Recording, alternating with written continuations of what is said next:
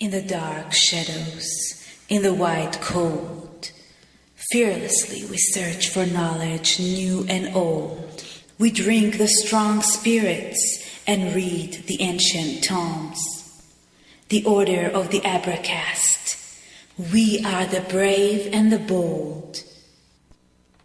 He instructed the one in the lead when my brother Esau meets you and asked, "To whom do you belong and where are you going, and who owns all these fucking animals in front of you?" Then you are to say they belong to your servant Jacob, and they are a gift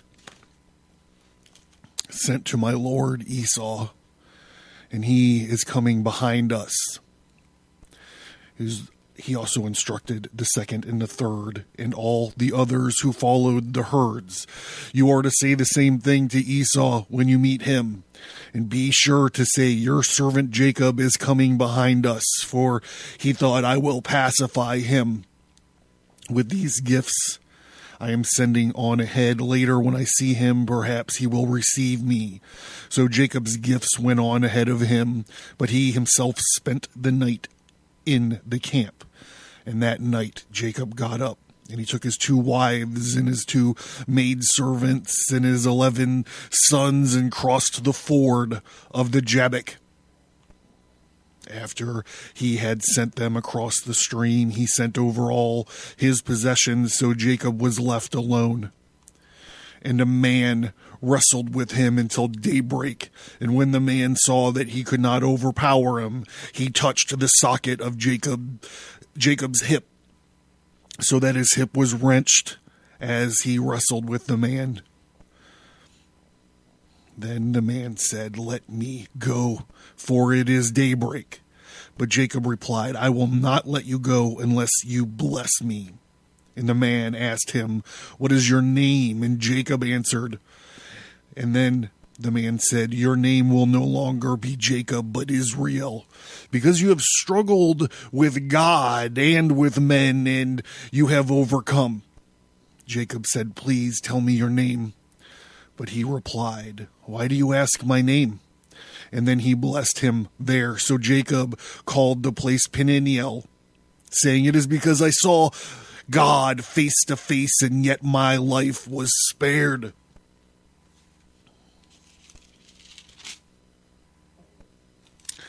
This is Genesis 23:17 to 23:30.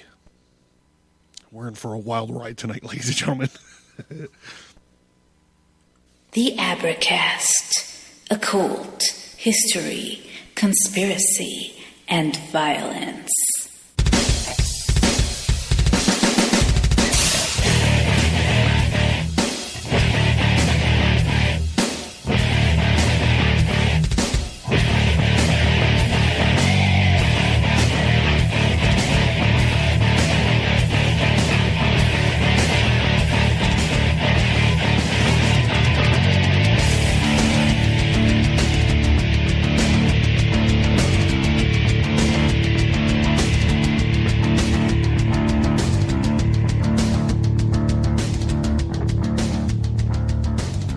All right. Welcome. Thank you for clicking on to the Abercast, and welcome. We are broadcasting this evening from the People's Republic of Pennsylvania, deep inside quarantine zone Charlie. This is the Abercast, and I'm John Towers. So this is the one that I've been working up to. This is the one I've been waiting for. So recently I've been saying that we're like in the back end of Genesis, and for some reason I just kept thinking once I got to this story I could then just move on. But re-examining it, we still are on the back stretch of Genesis, but we still have after this one's done, we still have 3 more episodes to finish it out. But I was very excited everybody, about this episode. And come on, it's about angels and wrestling. It's my shit. So, I did create a graphic for this episode. It's like an old school wrestling poster. There will be a t-shirt available shortly for it. If not immediately, I don't know what I'm going to do with the rest of my weekend. So yeah, if you're interested in that, check it out. Sign into the Fulgar Correspondentia to get the bonus graphics and whatnot. And yeah, that's it. So if you're playing along at home, if you're generous enough to have a vessel of the art, raise it with me. Raise your vessel of the art with me. If you don't have a vessel of the art, shit, Dixie cups, I don't know, Batman glasses, whatever you got, just raise them up. And thank my Patreon and Subscribe Star supporters. Thank you guys very much for your support. So this is one of these episodes where the stars aligned just right, and the Friday interview episode that accompanies this episode. So this coming Friday, the coming Friday interview episode is with Dr. Robert Price, who is this brilliant biblical scholar. And we sit down and we talk about a lot of this weird shit that we found in these Genesis episodes. And we touch a little bit deeper on this story maybe than the others. And, it was super fun, and I'm a giant fan of it. Like literally, I was fanboying out for Dr. Price when I landed the interview. So anyhow, I hope I kept my shit together enough not to be embarrassing, and I hope you guys enjoy the show when you get to it. But if you've been following along with these Genesis episodes, you definitely want to check out that interview show, even if you tend to stay away from the different interview shows. This one is all about Genesis and all about the weird shit that we found in it. So the featured books, of course, is Ginsberg's Legends of the Jews and the Bible. You can check it in your Bible. And we're just going to go ahead and get started.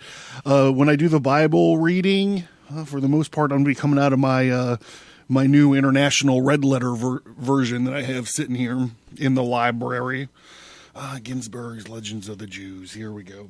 One point of contrast when I do or when I have reference to this angel wrestling business, and I don't think I do it overtly in any of the books that are currently out, but in my artwork, certainly, and in the wrestling poster, certainly, I depict the angel that Jacob wrestles as Metatron. I do this for many reasons. Too numerous to get to do here. But in Ginsberg, the oral tradition he's recording says it's Michael. It's the Archangel Michael. So if I slip up and say Metatron or something, it's only because in my personal headcanon, Jacob wrestles Metatron. And if you want, I guess I could go into detail about why or whatever. But anyhow, here we are. We're going to jump right into Ginsberg. I found my glasses. I'm ready to go. Okay, the servants of Jacob went before him with the presents for Esau, and he followed with his wives and his children, and he was about to pass over the ford of Jabbok. And he observed a shepherd who likewise had sheep and camels. The stranger approached Jacob and proposed that they should ford the stream together to help each other move their cattle over. And Jacob assented on the condition that his possessions would be put across first. And in the twinkling of an eye, Jacob's sheep were transferred to the other side of the stream by the shepherd. And then the flocks of the shepherds... the flocks of the shepherd were to be moved by Jacob, but no matter how many he took over to the opposite bank, there always remained some on the hither shore. There was no end to the cattle, though Jacob labored all night through. At last he lost patience, and he fell upon the shepherd and caught him by the throat, crying out, "Oh, thou wizard, thou wizard!" At night no enchantment succeeds, the angel thought. Very well, let him know once for all with whom he has had dealings. And with his finger he touched the earth, whence a fire burst forth. But Jacob said, "What? Thou thinkest thus to affright me? Who am I made wholly of fire?" The shepherd was no less a personage of the archangel Michael. And in his combat with Jacob, he was assisted by a whole host of angels under his command.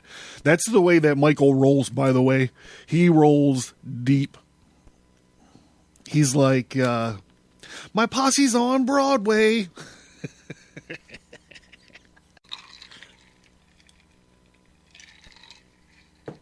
He was on the point of inflicting a dangerous wound upon Jacob when God appeared. And all the angels, even Michael himself, felt the strength ooze away, seeing that he could not prevail against Jacob. The archangel touched the hollow of his thigh and injured him, and God rebuked him, saying, "Dost thou act as is seemly when thou causest to blemish in my priest Jacob?" And Michael said in astonishment, "Why, it is I who am thy priest." And God said, "Thou art Michael, priest in heaven, and he is my priest on earth." Thereupon Michael summoned the archangel Raphael, saying, "My comrade, I pray thee, help me out of this distress, for thou art charged with the healing of all diseases." And Raphael cured Jacob of the injury Michael had inflicted. So there's a lot to unpack here. I've said this before about this Legends of the Jews business, that it's fun to see the layers of detail and the hoops that they have these characters jump through. So in the Bible, as we read, it could be an angel or it could be God himself. But here in the Legend of the Jews, it wasn't just the Archangel Michael, the general of all the heavenly army. It's him and at least part of his army fighting Jacob. So we take a look at this, and it's like, what does this all mean? Like, why is Jacob fighting and essentially beating this angel? It made him cry uncle, basically, right?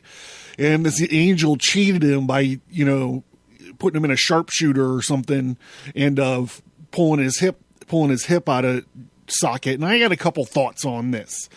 The first thought is this is the kind of the establishing of Israel.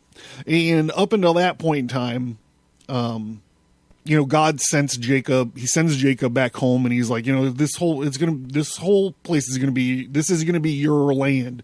So the way that it is in the Old Testament is there's these angels that ruled over various surrounding nations. They talk about a couple of them specifically. They say this Prince of Persia, he was this angel who oversaw Persia, and there was also this angel that looked after Greece. So the idea is that these other angels are hanging out and kind of overseeing or looking after these various other nations that are surrounding where Jacob is going to be settling down. And so this is one way to look at it. This is the way that I tend to look at it these days, is this is God kind of elevating Jacob, saying, look, he can wrestle with the rulers of these other nations, and he's going to represent us. And another deeper way to look at that is this is God becoming not the God of the Israelis, but the God of the whole world. So the other angels look after all the other nations, and then like, hey, here's Jacob. He's like my little pontiff. He's the superhero for Israel. And with him in place there, God could be like, now I'm not just the God of the Jews or the God of these people over here and these people over here. I'm the God of everybody. So that's an interesting way to look at it. I think, it's like I said, elevating Jacob into Israel, kind of moving the chess pieces across the board, getting ready to establish Israel,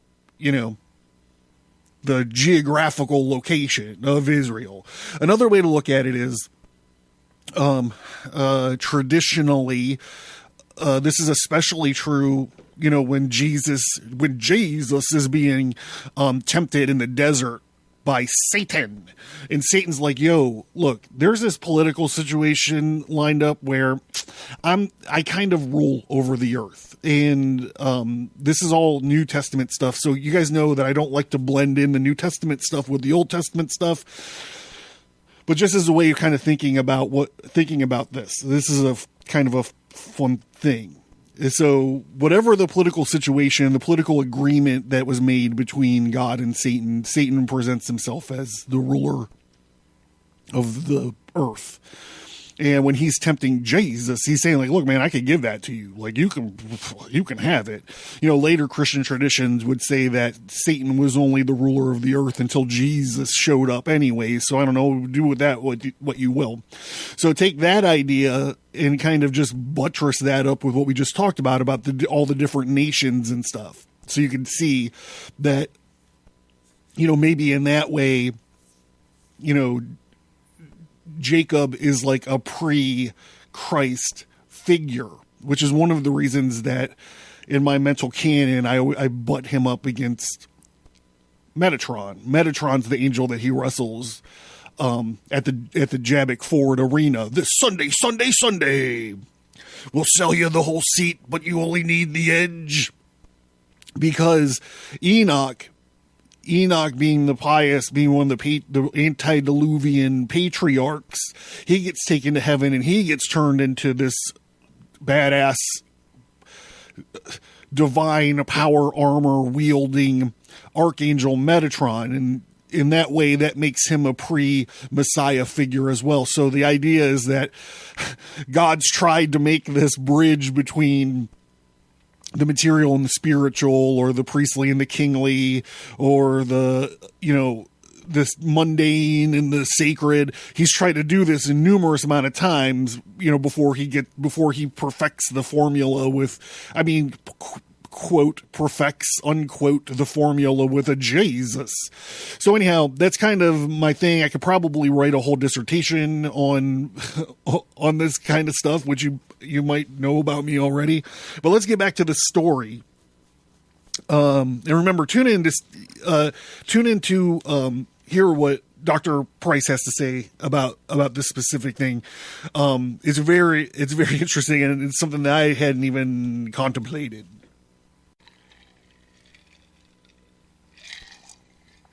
And here, at the end of the story, we get introduced to Raphael.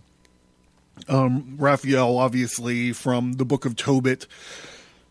We talked about in at least one of our demonology episodes, because he's the angel that tells Tobit how to get rid of the demon that's afflicting him by burning the fish head and all this stuff. And in Jewish tradition, he's tasked with healing. So I hope that wasn't off track too much. I think that's all interesting, even though it would be babbling about. Back to it. The Lord continued to reproach Michael, saying, "Why didst thou harm unto my firstborn son?" And the archangel answered, "I did it not only to glorify thee."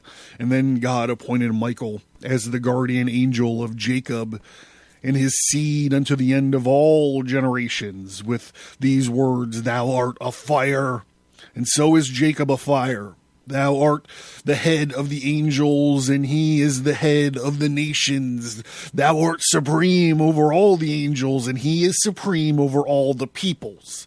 Therefore he who is supreme over all the angels shall be appointed unto him who is supreme over all the people, and he may entreat mercy from him, from the supreme one over all." So this, I think, starts the business of, so if you just, like, if you were to do something like, I don't know, Google search, like, angels ruling over countries or guardian angels of nations, this is the first thing that you would see, is Michael being identified as the guardian angel of Israel. So what I was talking about before about Israel, about Jacob getting elevated to like a superhero status, still kind of holds true. Even if you think of Michael as the guardian angel over Israel. It's just a microcosm, macrocosm version of it. He's the guardian angel over the dude who's now called Israel. So, maybe I'm looking too much into it. Maybe I got bifocals on. I should be looking through a telescope. I don't know. That's just my thought. What do you think? Do you have any thoughts on it? Back to it. Michael said unto Jacob, how is it possible that thou, who couldst prevail against me, the most distinguished of the angels, art afraid of Esau? And when the day broke, Michael said to Jacob, let me go, for the day breaketh. But Jacob held him back, saying, art thou a thief or a gambler with dice? Thou fearest the daylight. At the moment appeared many different hosts of angels, and they called unto Michael, ascend, O Michael. The time of song hath come, and if thou art not in heaven to lead the choir, none will sing. And Michael entreated Jacob with supplications and let him go, for he feared the angels of Arbat would consume him with fire. They were not there to start the song of praise made at the proper time.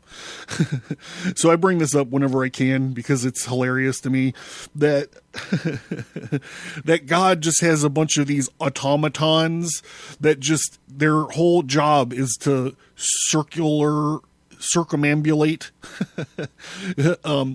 fly around in circles around his throne, singing things like glory, glory, glory, the mighty Elohim, master of the universe and infinity, amen. Just flying around singing these songs about how great he is.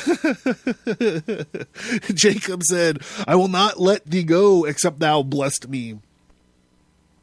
Whereto Michael made a reply, who is greater than the servant or the son? And I am the servant, and thou art the son. Why then cravest thou my blessing? And Jacob urged as an argument, the angels that visited Abraham did not leave without blessing him, but Michael held. They were sent by God for that very purpose, and I was not. Yet Jacob insisted upon this demand, and Michael pleaded with him, saying, the angels that betrayed a heavenly secret were banished from their place for 138 years. Dost thou desire that I should acquaint thee with what?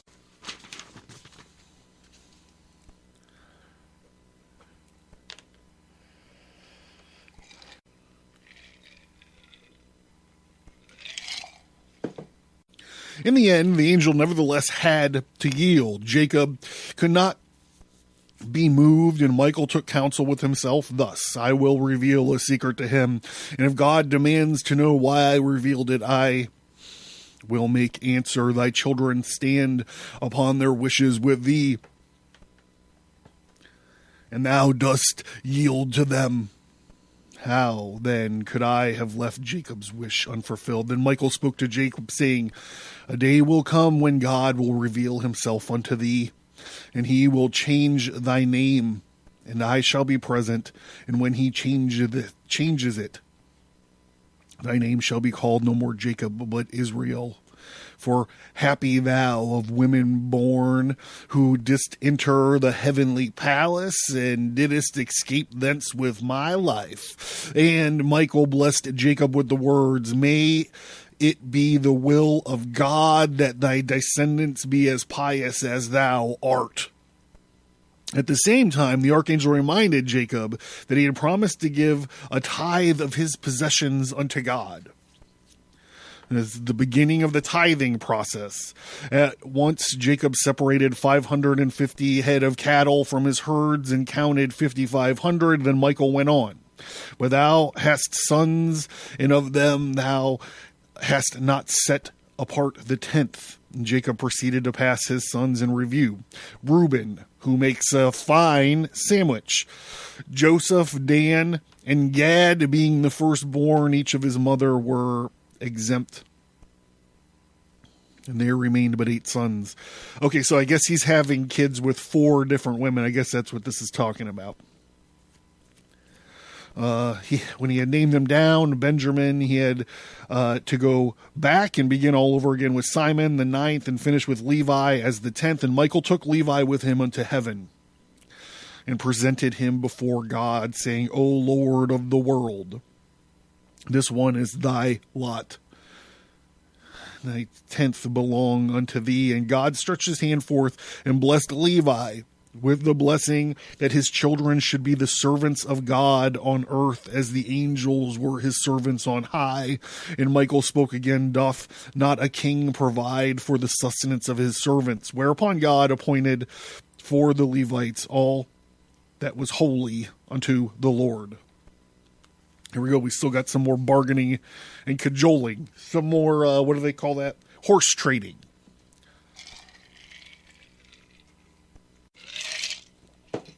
We just witnessed the birth of the Levites, right? Levites? They're the priestly functionaries. We'll talk about them way more when we get into Exodus.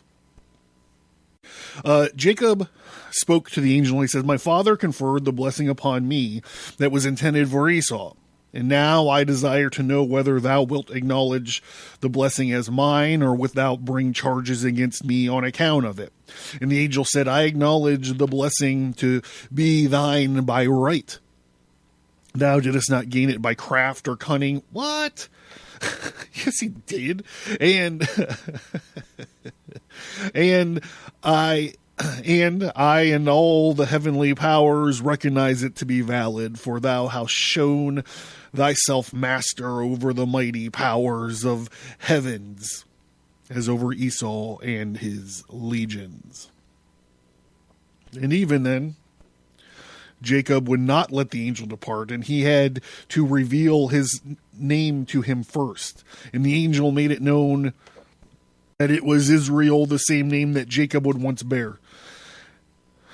At last, the angel departed after Jacob had blessed him, and Jacob called the place of wrestling Peniel, the same place to which before he had given the name Mahanaim.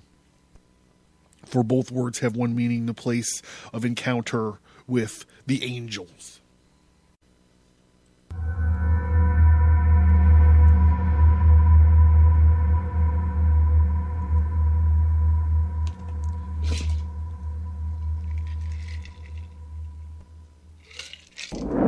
Speak the charm of make. Wizards, Freemasons, astrology, tarot. Find all this and more at the Arnemancy Podcast. Host Reverend Eric, that's me, interviews scholars, authors, and eccentric occult personalities diving into a wide range of esoteric topics. Find the Arnemancy Podcast at arnemancy.com or anywhere that podcasts are distributed. That's arnemancy.com. ARNEMANCY.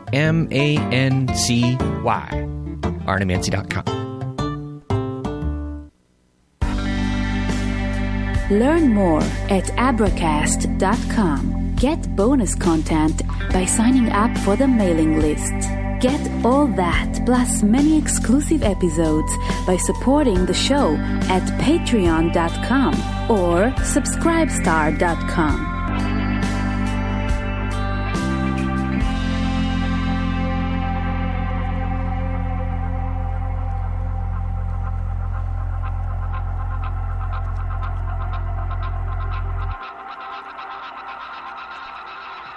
The meeting between Esau and Jacob.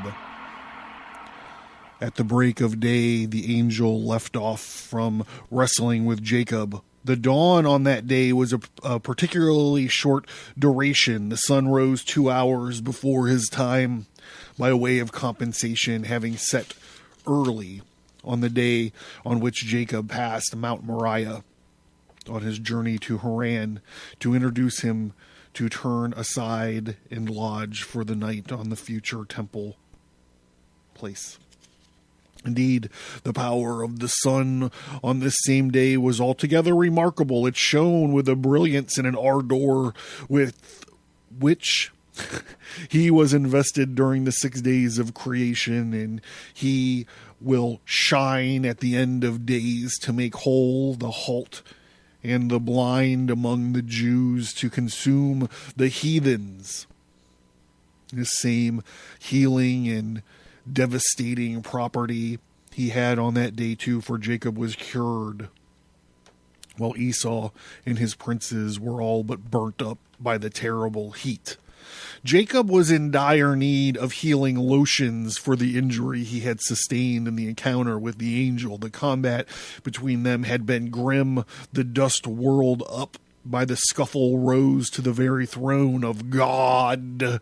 Although Jacob prevailed against his huge opponent, as big as 1/3 of the whole world, throwing him to the ground and keeping him pinned down, yet the angel had injured him by clutching at the sinew of his hip, which is upon the hollow of the thigh, so that it was dislocated, and Jacob halted upon his thigh. The healing power of the sun restored him.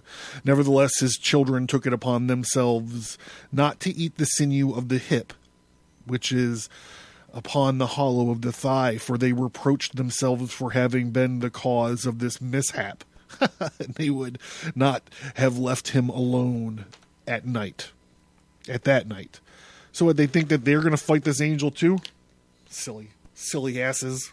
Now, although Jacob had prepared for the worst, for open hostilities even, yet when he saw Esau and his men, he thought it discreet to make separate divisions of the households of Leah, Rachel, and the handmaidens, and divide the children unto each of them, and put the handmaids and their children foremost, and Leah and her children after, and Rachel and Joseph hindermost. And that was the stratagem which the fox used with the lion. It's also a real God thing to do. We're going to talk in the future about how God doesn't like things to be mixed up. You got to keep this shit over here, and you got to keep that shit over there. You can't wear a shirt that's got two different kinds of materials. Like, it's a real thing with him. It's a real fucking OCD kind of business. So it goes through, and he meets. I'm just cutting through some of this stuff. He meets with Esau, and they talk, and they're kind of. It's this idea of like the fox and the lion, the strong Esau versus the cunning Jacob, like a little verbal duel.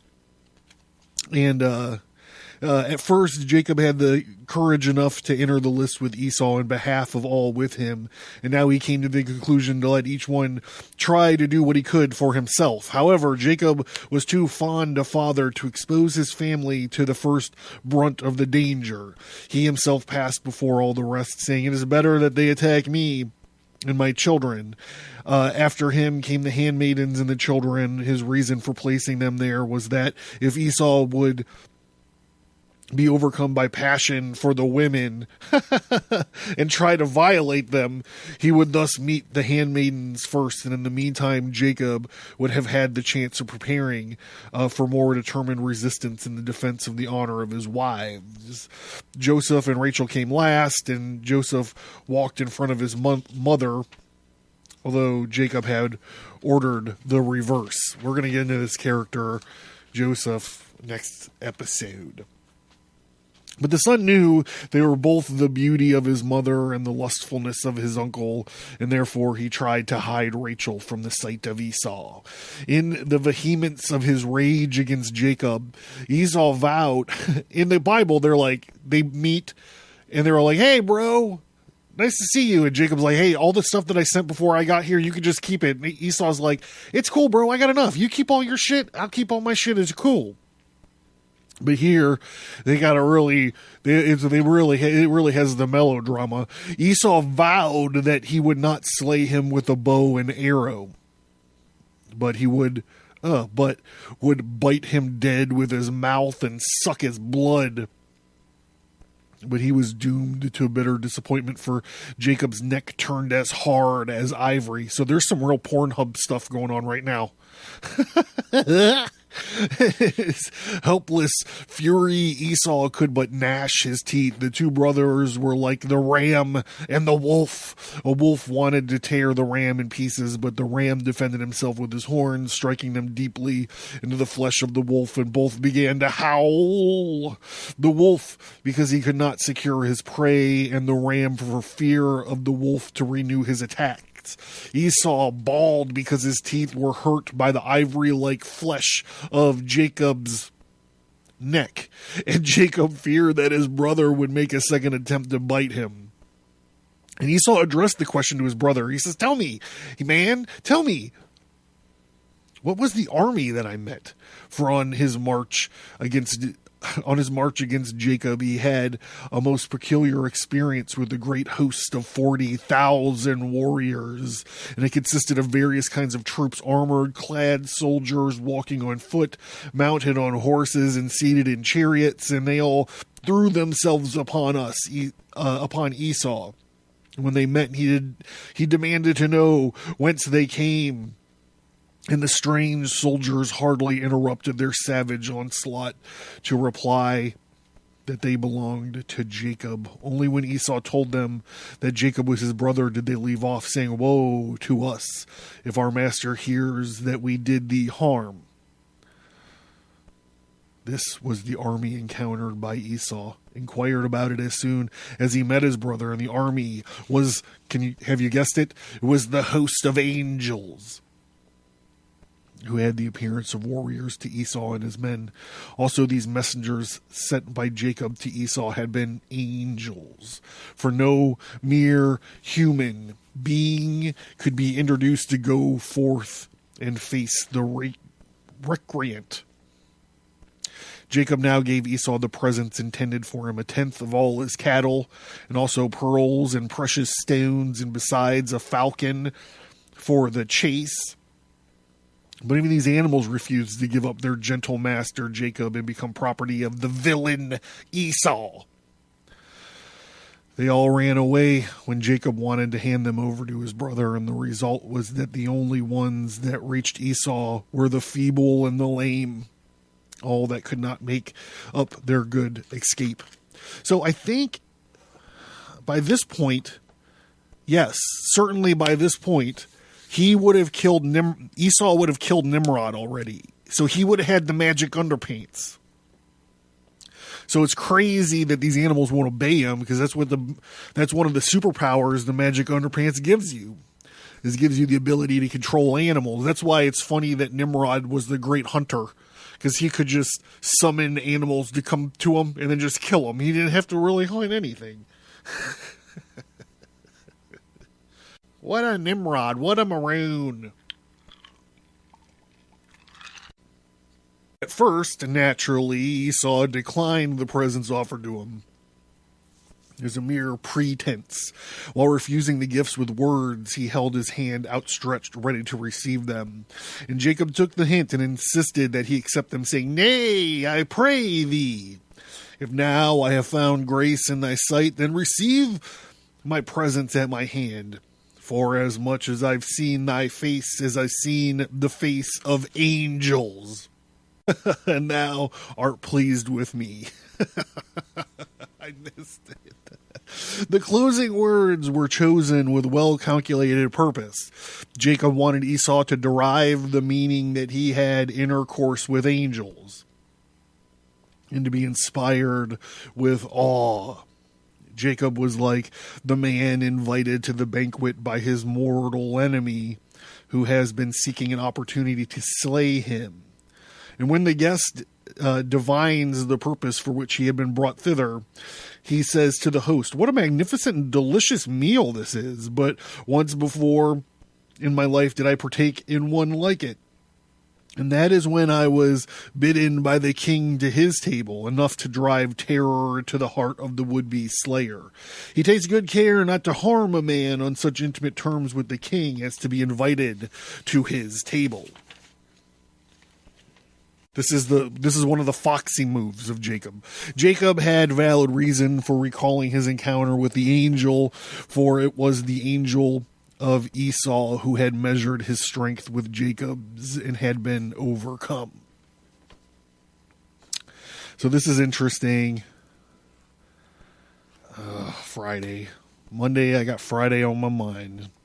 As Esau accepted the presents Jacob willingly on his first occasion, so he continued to accept them for a whole year, and daily Jacob gave him presents as on the days of their meeting. For he said, a gift doth blind thy eye of the wise, and how much more doth it blind the wicked? Therefore will give him presents upon presents, and perhaps he will let me alone. Besides, he did not attach much value to these possessions he had acquired outside of the Holy Land. Such possessions are not a blessing, and he did not hesitate to part with them. Here we go. Besides the presents which Jacob gave Esau, he also paid out a large sum of money to him for the cave of Machpelah. Immediately upon the arrival of the Holy Land, he sold all he had brought with him from Haran, a pile of gold, which was the proceeds of the sale. He spoke to Esau, saying, like me, thou hast a share at the cave of Machpelah. This is, this is where Abraham was buried. Wilt thou take this pile of gold for a portion therein? And Esau says, what care I for this fucking cave? Gold is what I want. And for his share, the cave, he took the gold realized from the sale of the possessions, and Jacob had accumulated outside the Holy Land. But God filled the vacuum without delay, and Jacob was as rich as he was before. Wealth was not an object of desire to Jacob. He would have been well and content in his own behalf and in the behalf of his family to resign all his earthly treasures in favor of Esau and his family. And he said to Esau, I foresee in the future days suffering will be inflicted by thy children upon mine, but I do not demur. Thou mayest exercise thy dominion and wear thy crown until the time when the Messiah springs from my loins, son, and receives the rule from thee. These words spoken by Jacob will be realized in days to come, when all the nations will rise up against the kingdom of Edom and take away the one city after another from him, one realm after another, until they reach Bet Gerbin, and the Messiah will appear and assume his kingship. The angel of Edom will flee refuge for Bozrah, but God will appear and slay him. For though Bozrah is one of the cities of refuge, yet will the Lord exercise the right of the avenger therein, and he will seize the angel by his hair, and Elijah will slaughter him, letting the blood spatter the garments of God. All this Jacob had in mind when he said to Esau, let my Lord, pray thee, pass over before his servant, until I come into my Lord's unto Seir. Jacob himself never went to Seir. What he meant was the messianic time when Israel shall go to Seir and take possession thereof. Jacob tarried to Succoth a whole year, and he opened a house of learning there.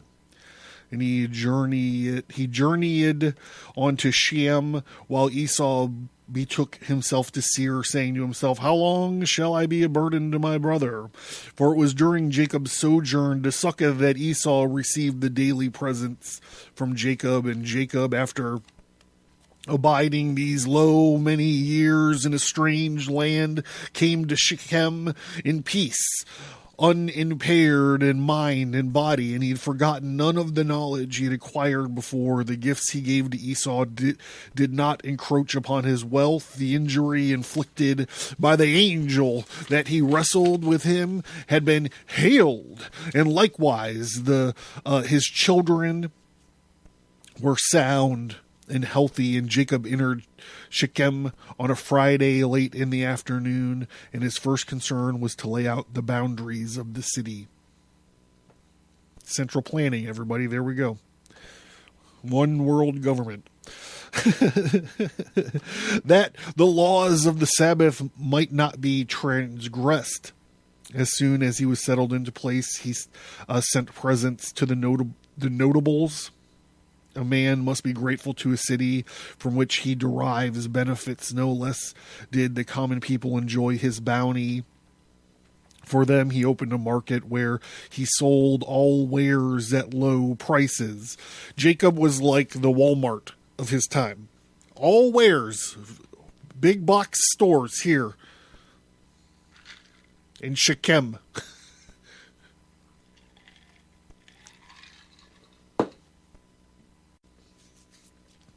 He also lost no time buying a parcel of ground. For it is the duty of every man of substance who comes to the Holy Land from outside to make himself the possessor of land there. He gave 100 lambs for his estate, 100 yearling sheep, and 100 pieces of money. Well, that's vague.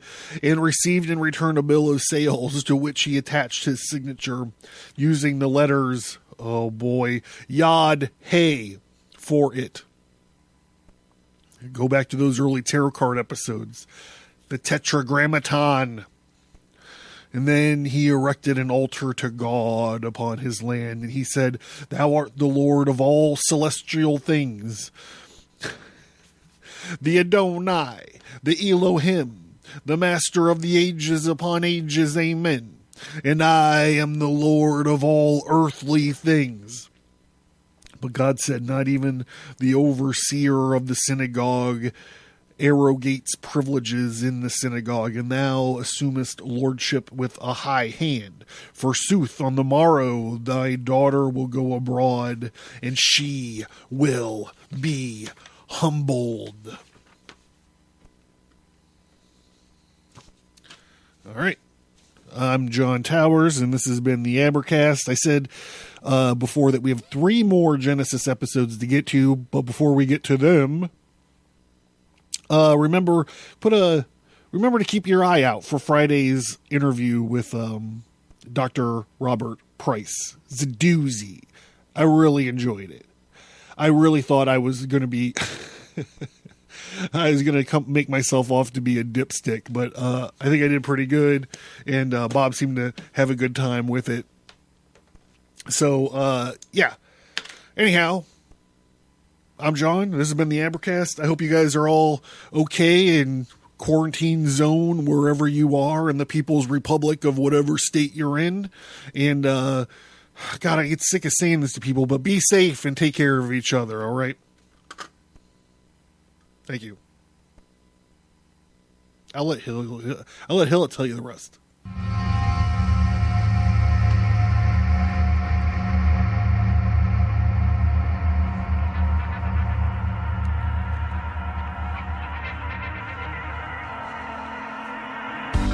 Thank you for listening to this episode. Send an email or visit us on social media to let us know what you think about this topic. And please remember to leave a 5-star rate and review.